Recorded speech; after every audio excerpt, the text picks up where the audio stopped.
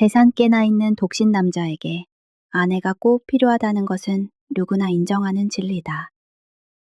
이 한 줄로 시작하는 소설이 있습니다. 200년 동안 단 한 번도 절판된 적이 없고 지금까지 2천만 부 넘게 팔린 책이에요. 하지만 이 소설을 쓴 여자는 서재가 없었습니다.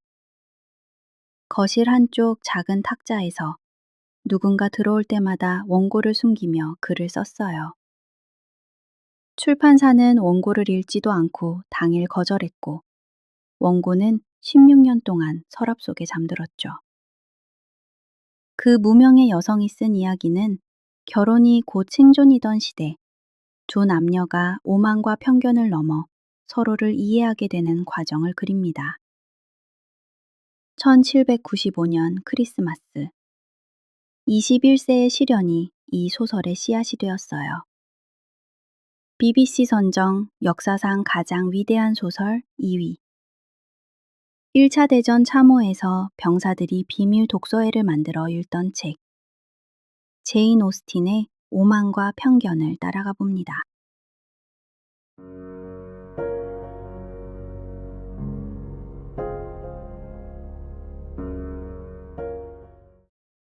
재산 깨나 있는 독신 남자에게 아내가 꼭 필요하다는 것은 누구나 인정하는 진리다. 이 한 줄이 200년을 버텼어요. 1813년 1월, 런던의 한 서점에 3권짜리 소설이 조용히 놓였습니다. 작가 이름은 어디에도 없었어요. 표지에는 센스 앤 센서빌리티의 저자라고만 적혀 있었죠. 누가 썼는지 아무도 몰랐습니다. 그 무명의 소설이 오늘까지 2천만 부 넘게 팔렸어요. BBC가 선정한 역사상 가장 위대한 소설 2위. 210년 동안 단 한 번도 절판된 적이 없는 책입니다. 오만과 편견이에요. 그런데 이 소설의 첫 문장을 다시 들여다보면 이상한 점이 보입니다. 재산 있는 남자에게 아내가 필요하다고 했잖아요. 정말 그럴까요? 사실 이건 완전히 반대입니다. 아내가 필요한 건 남자가 아니에요. 남자의 재산이 필요한 건 여자들이었습니다. 오스틴은 소설의 첫 줄부터 독자의 시선을 교묘하게 뒤집고 있는 겁니다. 200년째 전 세계 문학 교수들이 이 한 문장을 논문 주제로 삼는 이유가 바로 이 아이러니에 있죠. 19세기 초 영국에서 여성에게 결혼은 사랑의 완성이 아니었습니다. 생존 그 자체였어요. 아버지가 죽으면 딸은 자기가 태어나고 자란 집에서 쫓겨났습니다. 한정상속제라는 법 때문이에요. 재산은 오직 남자 혈육에게만 돌아갔고 여자가 먹고 살 길은 하나뿐이었습니다. 괜찮은 집안의 남자와 결혼하는 것. 하트퍼드셔의 작은 마을 롱번에 베넷 부인이 살고 있었어요. 5명의 딸을 둔 어머니입니다. 남편이 세상을 뜨면 이 집도, 이 땅도, 마을에서의 체면도 전부 먼 친척 남자에게 넘어갑니다. 그녀는 뼛속까지 알고 있었죠.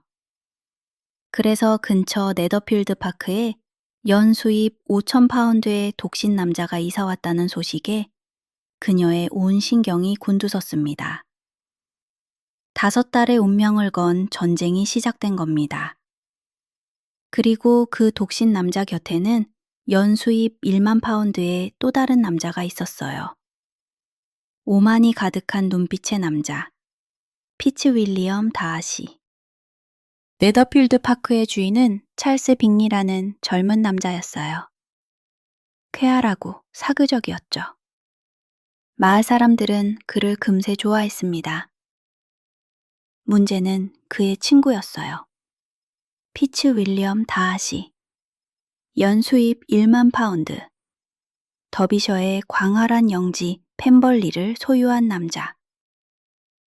무도회장에 들어서는 순간 모든 시선이 그에게 쏠렸습니다. 키가 크고 잘생긴 데다 영국에서 손꼽히는 부자라는 소문이 이미 퍼져 있었거든요. 하지만 그 감탄은 오래가지 않았어요. 다하시는 아무와도 춤추지 않았습니다. 말도 거의 하지 않았죠. 빅리가 권했어요. 저기 앉아있는 아가씨와 춤추지 않겠냐고요. 엘리자베스 베넷. 베넷가의 둘째 딸이었습니다. 다하시의 대답은 이랬어요. 그녀가 예쁘긴 하지만 나의 관심을 끌 정도는 아니야. 다른 남자들한테 무시당한 아가씨와 춤추면서 내 시간을 낭비할 생각은 없어. 문제는 그 말이 엘리자베스에게 들렸다는 겁니다. 그녀는 웃었어요. 친구들에게 그 이야기를 농담처럼 전했습니다. 하지만 그녀의 자존심은 깊이 상처받았죠. 훗날 엘리자베스 자신이 고백합니다. 나는 그의 오만을 쉽게 용서할 수 있었을 거예요. 그가 나의 자존심을 건드리지만 않았다면. 바로 이 순간이에요. 소설 전체를 관통하는 두 개의 감정이 동시에 태어난 순간. 다하시의 오만, 엘리자베스의 편견.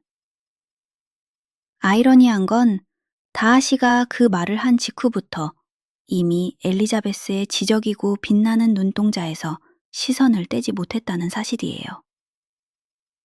한편 맏딸 제인과 빅리 사이에는 자연스럽게 호감이 싹텄습니다. 같은 무도회장에서 한쪽에서는 사랑이 시작되고 다른 쪽에서는 반감이 태어나고 있었죠. 오스틴은 이렇게 묻습니다. 첫인상은 과연 믿을 만한 것일까요? 여기서 잠시 소설 밖으로 나와 볼게요.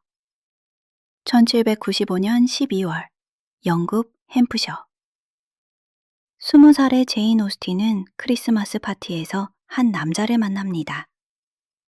아일랜드에서 온 법학도 톰 르프로이. 쾌활하고 잘생기고 춤을 잘 췄어요. 두 사람은 단번에 빠져들었습니다. 오스틴은 언니 카산드라에게 편지를 썼어요. 톰과 마지막으로 춤을 추려 해요. 그리고 이렇게도 적었죠. 그가 청혼이라도 하면 기꺼이 받아들일 것 같다고. 하지만 그 사랑은 크리스마스가 끝나면서 함께 끝났습니다. 르프로이의 집안은 가난했어요. 그는 아일랜드의 대법관인 외삼촌에게 경제적으로 의존하고 있었고, 삼촌은 더 부유한 집안의 여자와 결혼하길 원했죠. 성직자의 딸, 지참금도 없는 제인 오스틴은 선택지가 아니었습니다. 톰은 떠났어요. 그리고 부유한 여인과 결혼했습니다. 수십 년 뒤 아일랜드 대법원장이 된 그에게 누군가 물었어요. 젊은 시절 오스틴을 사랑했느냐고. 그는 대답했습니다. 소년의 사랑이었다고. 여기서 흥미로운 점이 있어요. 르프로이의 행동 패턴을 보면 그는 소설 속 다하시보다 오히려 위컴에 더 가깝습니다. 매력적이고 유쾌하지만 결국 돈 때문에 떠나는 남자. 오스틴은 이 이별 직후 1796년에 원고를 쓰기 시작했어요. 제목은 첫인상. 훗날 오만과 편견이 될 소설입니다. 사랑했지만 돈 때문에 헤어져야 했던 여자가 돈과 사랑 사이에서 갈등하는 여자의 이야기를 쓴 겁니다. 소설이 현실의 복수가 된 순간이었어요. 다시 소설 속으로 돌아옵니다. 엘리자베스 앞에 새로운 남자가 나타나요. 조지 위컴, 민병대 장교입니다. 잘생기고 말을 잘하고 누구에게나 호감을 사는 사람이었죠. 그리고 위컴은 엘리자베스에게 놀라운 이야기를 들려줍니다. 다하시가 자신을 배신했다고요. 돌아가신 다하시의 아버지가 위컴에게 목사직을 약속했는데 다하시가 그 약속을 무시하고 자기를 내쫓았다고 했어요. 엘리자베스는 단번에 믿었습니다. 무도회에서 자신을 모욕한 그 오만한 남자라면 충분히 그럴 수 있다고 생각했거든요. 편견이 깊어지는 순간이에요. 엘리자베스는 똑똑한 여자입니다. 하지만 바로 그 똑똑함이 함정이 되었죠. 자신의 판단을 너무 확신한 나머지 위컴의 말에 의심을 품지 않은 겁니다. 오스틴은 이런 글을 썼어요. 허영과 오만은 다른 것이다. 오만은 자기 자신에 대한 평가이고 허영은 남들이 자기를 어떻게 볼지에 대한 집착이다. 위컴은 허영의 화신이었고 다하시는 오만의 거울이었습니다. 그리고 엘리자베스는 아직 이 차이를 구분하지 못하고 있었어요. 한편 베넷가에 콜린스 목사가 찾아옵니다. 남편 사후 베넷가의 재산을 물려받을 먼 친척이에요. 그는 엘리자베스에게 청혼합니다. 일종의 보상 심리였죠. 당신 집안의 재산을 내가 물려받는 대신 당신과 결혼해서 돌봐주겠다는 논리였어요. 엘리자베스는 단칼에 거절합니다. 어머니 베넵 부인은 기절할 뻔했어요. 딸의 미래를 보장해줄 유일한 기회를 제 발로 걷어찬 겁니다.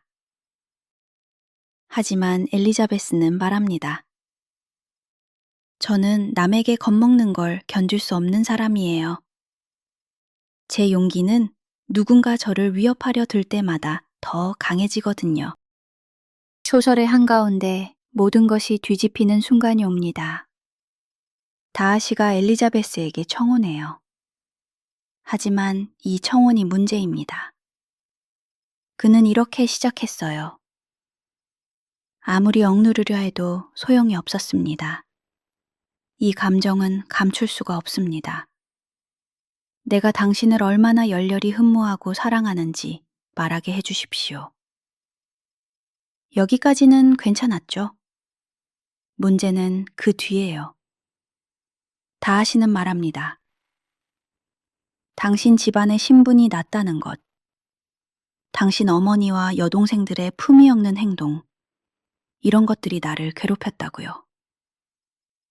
사랑 고백 안에 모욕이 들어있는 겁니다. 당신을 사랑하지만 당신은 나에게 어울리지 않는다.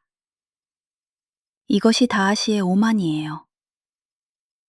엘리자베스의 거절은 명쾌했습니다. 당신이 어떤 방식으로 청혼하든 나는 거절했을 겁니다. 당신은 제인과 빅리의 관계를 망쳐놓았고 위컴의 인생을 파괴했어요. 다하시는 떠났습니다. 하지만 다음 날 편지 한 통을 남기고요. 이 편지가 소설 전체의 전환점이에요. 다하시는 편지에서 위컴의 진짜 정체를 밝힙니다. 위컴은 아버지의 유산을 자기 손으로 포기하고는 방탕한 생활에 돈을 탕진진했어요. 그뿐이 아닙니다.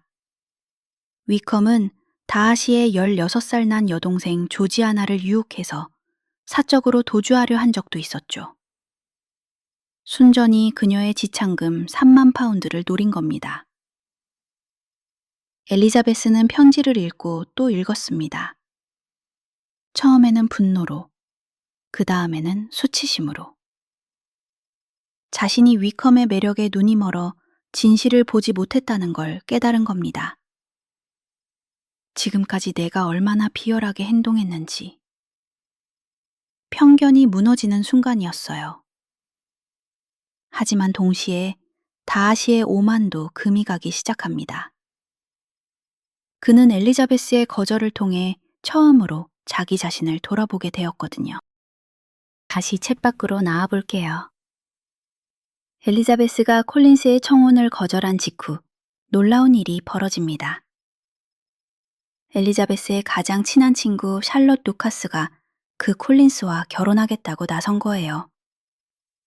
27살, 예쁘지도 않고 지참금도 많지 않은 샬롯에게 남은 선택지는 거의 없었습니다. 샬롯은 맞은 말해요. 결혼해서 행복이란 전적으로 운의 문제야. 두 사람이 서로의 성격을 아무리 잘 안다 해도 그게 행복을 보장하진 않거든. 오스틴은 샬롯을 비난하지 않습니다. 오히려 그녀의 선택에 연민을 보여요. 샬롯은 자기 상황을 정확히 파악한 것뿐이니까요. 로맨스가 아니라 생존을 선택한 겁니다. 이것이 19세기 영국 여성의 현실이었어요. 그런데 제인 오스틴 자신은 정반대의 선택을 합니다.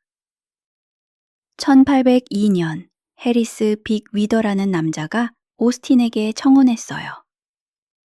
부유한 지주의 아들, 넓은 영지의 상속자. 받아들이면 경제적 걱정은 평생 사라지는 거였죠. 오스틴은 그날 밤 청혼을 수락했습니다. 하지만 다음 날 아침 마음을 바꿨어요. 밤새 잠을 이루지 못한 끝에 내린 결정이었죠. 그녀는 약혼을 파기했습니다. 사랑 없는 결혼은 할 수 없다. 27세 여성에게 이 결정이 얼마나 위험했는지 소설을 읽은 사람이라면 알 수 있을 겁니다. 베넷 부인처럼 안다라는 어머니가 현실에도 있었고 샬럿처럼 타협하는 것이 지혜로운 선택이던 세상이었으니까요. 소설 속 엘리자베스가 콜린스를 거절하는 장면. 그건 제인 오스틴이 해리스를 거절한 장면이기도 합니다. 소설과 현실 사이의 경계가 흐려지는 순간이에요. 다시 소설로 돌아오면 상황이 급격히 악화됩니다. 베넷가의 막내딸 리디아가 위컴과 함께 도주한 거예요. 결혼도 하지 않은 채 동거에 들어갔습니다. 지금으로서는 이해하기 어렵지만 1810년대 영국에서 이것은 가문 전체의 사회적 사망을 의미했어요. 리디아 한 명의 문제가 아닙니다. 리디아의 불명예는 언니들에게도 그대로 전염되었죠. 제인과 빅리의 관계도, 엘리자베스의 미래도, 다섯 자매 모두의 결혼 가능성이 한순간에 무너질 위기에 놓인 겁니다. 베넷 씨는 무력하게 앉아 있었고 베넷 부인은 침대에서 일어나지 못했어요. 그런데 누군가 움직입니다. 조용하게 아무에게도 알리지 않고요. 다하시가 런던으로 가서 위컴을 찾아냅니다. 위컴의 빚을 대신 갚아주고 군 장교직을 마련해주고 리디아와 결혼하도록 설득까지 해요. 대가로 상당한 돈이 들어갔습니다. 왜 그랬을까요? 다하시는 엘리자베스가 거절하며 했던 말을 잊지 못했어요. 당신이 신자답게 행동한 적이 있기는 하냐는 그 한마디가 그를 바꾼 겁니다. 오만한 남자가 자기를 돌아보기 시작한 거예요. 엘리자베스는 이 사실을 뒤늦게 알게 됩니다. 숙모를 통해 우연이요. 다하시가 이 모든 일을 했다는 것을, 그것도 자기 때문에. 그 순간 엘리자베스의 마음속에서 무언가가 완전히 무너집니다. 내가 다하시를 얼마나 잘못 판단하고 있었는지, 내 편견이 어디까지 이르렀는지. 오스틴은 이 장면에서 큰 감정 묘사를 하지 않아요. 엘리자베스가 조용히 창밖을 바라보는 것으로 충분했습니다. 독자가 느끼도록 내버려 두는 겁니다. 다시 제인 오스틴의 이야기로 돌아옵니다. 이 소설을 쓴 여자의 집필 환경을 아시나요? 오스틴에게는 서재가 없었어요. 개인 방도 없었습니다. 그녀는 가족 모두가 드나드는 거실 한쪽 작은 탁자에서 글을 썼어요. 그리고 그 거실에는 삐걱거리는 문이 하나 있었는데 누군가 들어올 때마다 그 소리를 신호 삼아 원고를 종이 밑에 숨겼습니다. 200년 뒤에도 절판 없이 팔리는 소설을 이 여자는 종이 조각 위에 누군가의 눈을 피해가며 쓴 겁니다. 1797년 오스틴의 아버지는 런던의 유명 출판사 캐델에게 딸의 원고를 보내겠다고 편지를 씁니다. 캐델의 반응은 이랬어요. 원고를 읽지도 않았습니다. 편지를 받은 그날, 당해, 거절이라는 메모를 적어 돌려보냈어요. 영문학 역사상 가장 유명한 거절 중 하나가 이렇게 탄생했습니다. 원고는 16년 동안 서랍 속에 잠들었어요. 그 사이 오스틴의 아버지가 세상을 떠났고 어머니와 언니 카산드라와 함께 오빠들의 도움에 기대어 살았습니다. 소설 속 벤의 자매들의 처지가 바로 자기 자신의 처지였던 거예요. 1809년 오빠 에드워드가 초턴이라는 시골 마을에 작은 코티지를 내줍니다.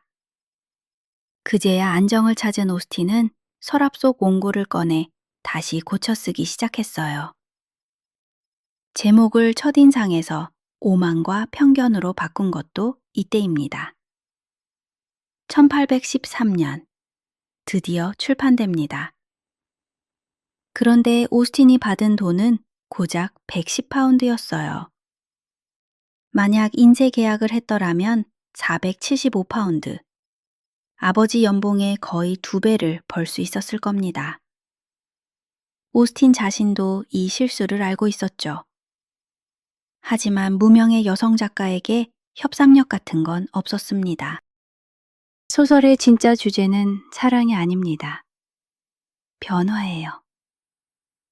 오만과 편견은 두 사람이 어떻게 서로를 통해 더 나은 인간이 되어가는지를 그린 소설이에요. 다하시는 첫 청혼의 굴욕 이후 자기 자신을 돌아봅니다.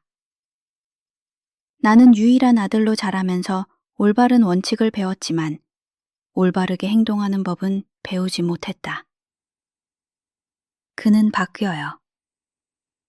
엘리자베스가 펜벌리를 방문했을 때 다하시는 이전과는 완전히 다른 사람이었습니다. 겸손하고 배려하고 조용히 행동으로 보여주는 사람. 오만은 사라지고 진심만 남았어요. 엘리자베스도 변합니다. 편견의 껍질이 벗겨지면서 자기가 얼마나 위컴의 매력에 속았는지, 다하시의 진심을 얼마나 오래 외면했는지를 인정하게 되죠. 자기인식이라는 고통스러운 과정을 거치는 겁니다. 오스틴은 여기서 자유간접화법이라는 독특한 서술 방식을 활용합니다. 3인칭 화자가 이야기를 이끌면서도 엘리자베스의 내면이 그 목소리에 자연스럽게 녹아드는 방식이에요. 독자는 엘리자베스의 시선으로 세상을 바라보면서 동시에 그녀 자신이 미처 깨닫지 못한 부분까지 알아차리게 됩니다.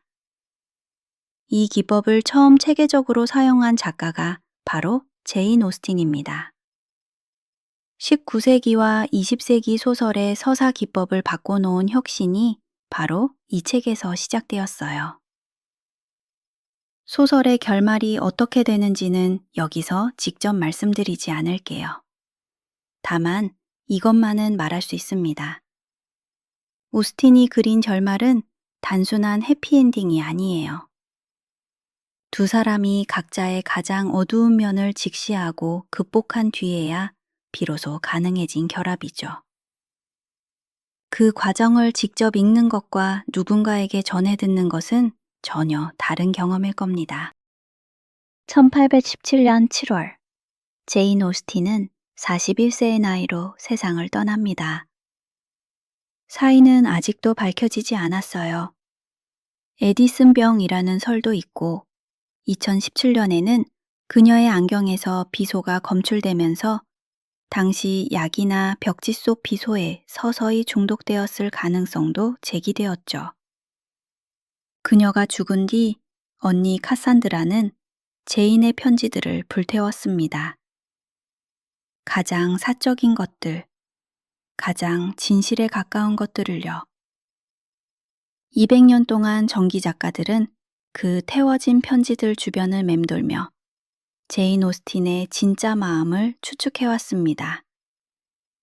하지만 어쩌면 그녀가 진짜로 하고 싶었던 말은 이미 소설 안에 다 들어있는 건지도 몰라요. 오만과 편견이 출간된 뒤 일어난 일들은 놀랍습니다. 1차 세계대전, 참호 속에서 포탄이 떨어지는 가운데 영국 병사들이 오스틴의 소설을 돌려 읽었어요. 그들은 비밀 독서회를 만들었습니다. 제인파라고 불린 이 모임을 러디어드 키플링이 1924년에 소설로 썼을 정도예요. 전쟁의 공포 한가운데서 이 병사들은 19세기 시골 마을의 무도회와 티파티 이야기에서 정신적 피난처를 찾았던 겁니다. 1995년 BBC 드라마에서 콜린 퍼스가 다하시를 연기합니다. 젖은 하얀 셔츠를 입고 연못에서 걸어 나오는 장면은 영국 텔레비전 역사상 가장 유명한 장면 중 하나가 되었어요. 헬렌 필딩은 이 드라마의 영감을 받아 브리짓 존스의 일기를 씁니다. 그 안에 마크 다하시라는 캐릭터를 만들었죠. 그리고 영화에서 마크 다하시를 연기한 배우는 다시 콜린 퍼스였습니다. 다하시가 다하시를 낳고 다하시가 다시 다하시가 된 겁니다. 2017년 제인 오스틴의 얼굴이 영국 10파운드 지폐에 새겨졌어요. 셰익스피어에 이어 지난 1000년간 최고의 문학가로 꼽힌 이 여자는 이제 매일 수백만 명의 손을 거치고 있습니다. 우리는 무엇을 위해 사는가? 이웃을 즐겁게 해주고 차례가 오면 이웃을 웃어넘기기 위해서 아닌가? 제인 오스틴이 베네시의 입을 빌려 한 이 말은 결국 그녀 자신의 말이기도 합니다. 200년 전 거실 한쪽 작은 탁자에서 원고를 숨기며 글을 쓰던 여자가 지금도 우리에게 묻고 있어요. 당신의 오만은 무엇이고 당신의 편견은 무엇인가요?